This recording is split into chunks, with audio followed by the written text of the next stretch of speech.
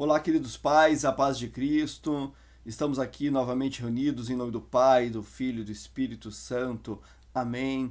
Para mais um vídeo ilustrativo, mais um vídeo orientativo da catequese familiar da paróquia Santa Catarina de Alexandria.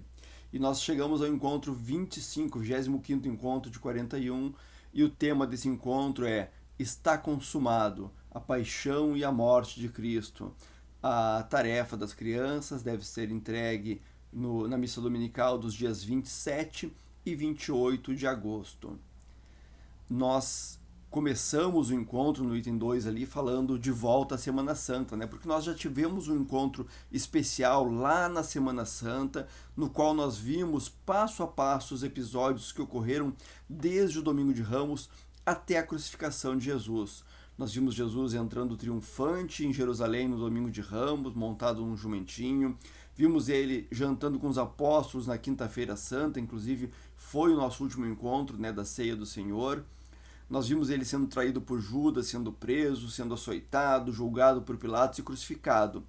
Hoje, nesse encontro que vai falar da paixão e morte de Cristo, nós não vamos repetir todos esses pontos, né? Nós vamos olhar de um outro ponto de vista esse episódio da paixão e morte.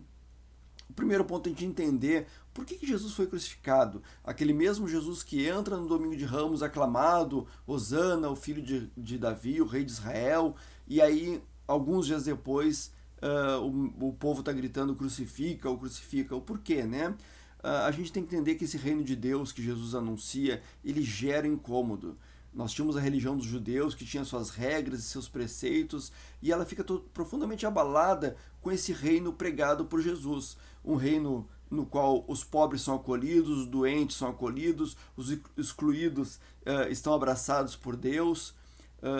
E esses sacerdotes e mestres que diziam, olha, só precisa ir no templo e fazer ofertas para livrar os pecados, encontram um Jesus que com sua autoridade dizia aos pecadores, teus pecados estão perdoados. Esses escribas e fariseus que diziam que as doenças eram castigos divinos, encontram um Jesus que mostrava misericórdia, curava cegos, paralíticos, enfermos, sempre afirmando, a tua fé te salvou. Esses sacerdotes que haviam transformado o templo de Jerusalém numa grande casa de comércio, encontram um Jesus que derruba as mesas dos cambistas, que expulsa os comerciantes e diz, a minha casa é chamada de casa de oração, mas vós estão fazendo delas um covil de ladrões. Esses líderes judeus que conheciam as Escrituras podiam claramente ver em Jesus, né, que cumpria todas as Escrituras, que ele era realmente o Messias. Mas reconhecer isso seria abrir mão de uma religião que dava-lhes conforto, que lhe dava poder. Isso vale a gente refletir no mundo de hoje. Às vezes a gente quer uma religião que seja confortável, que atenda os nossos desejos, quando na verdade a religião é um caminho. Religião, nos religa a Deus. Então, para fazer esse caminho, nós temos que caminhar pelo plano de Deus, mesmo que às vezes ele pareça complicado para a gente. A crucificação de Jesus nos evangelhos é tratada, e a gente tem aqui, nos 4 evangelhos, né, a gente tem aqui onde ela está, né, no 27º capítulo do Evangelho de Mateus, no 15º capítulo do Evangelho de Marcos, no capítulo 19 do Evangelho de João e no capítulo 23 do Evangelho de Lucas, que é exatamente a iluminação bíblica que a gente traz aqui. Lucas, capítulo 23, versículos 32 ao 56. Uma mensagem muito importante é que Deus sempre está no comando. Quando a gente vê todo o sofrimento que Jesus passou, sendo traído, julgado, açoitado, pregado numa cruz, a gente pensa, por que Deus não impediu o sofrimento do seu filho? Por que Deus não liberta Jesus da cruz? Mas pensar isso é pensar com a nossa cabeça, não com a cabeça de Deus. Pensar isso é acreditar que a morte de Jesus foi uma falha no plano de Deus. É pensar que o mal venceu, e isso não é verdade. O sofrimento de Jesus foi anunciado pelos profetas. Quando a gente lê o capítulo 53 do livro de Isaías, o capítulo do servo sofredor, é muito claro tudo que Jesus tinha que passar. E o próprio Jesus anunciou isso em diversas oportunidades. A cruz existiu porque havia pecado no mundo, mas muito mais importante, a cruz existiu porque havia o amor de Deus. São Paulo nos lembra que a desobediência de Adão trouxe o pecado e a morte ao mundo, mas a obediência de Cristo nos salva dos pecados e transforma a morte em vida. no, na primeira carta de São Paulo aos Coríntios, capítulo 15, está ali: visto que a morte veio por um homem, também por um homem veio a ressurreição dos mortos, porque assim como em Adão todos morrem, assim também todos serão vivificados em Cristo.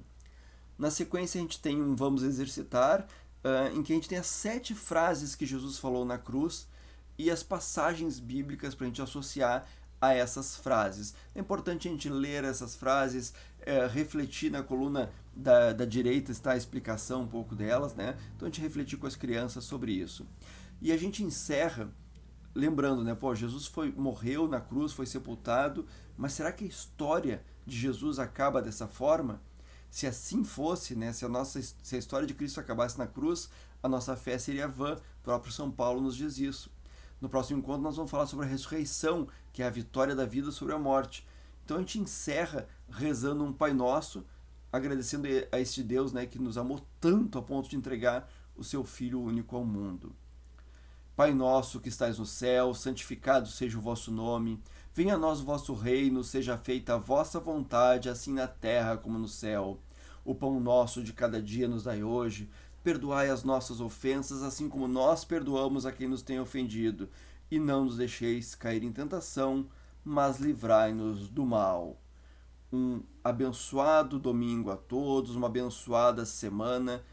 Ficamos todos em paz e com Deus.